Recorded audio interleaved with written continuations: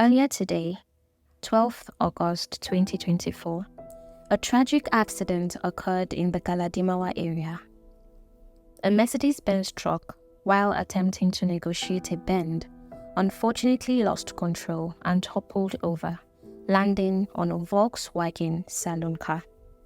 The collision resulted in the loss of 3 lives on board the saloon car, unfortunately.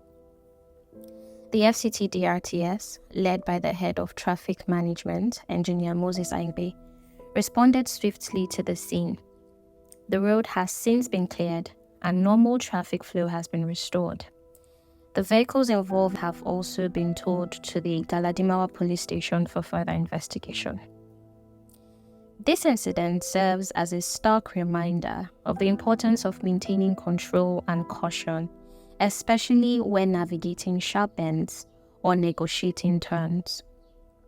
Large vehicles, such as trucks, require extra care and attention to avoid such devastating outcomes. We urge all drivers to adhere to speed limits and all road safety regulations, particularly in areas prone to accidents. We all have to remember safety on our roads is a shared responsibility. So let's work together to ensure that such tragedies are prevented in the future.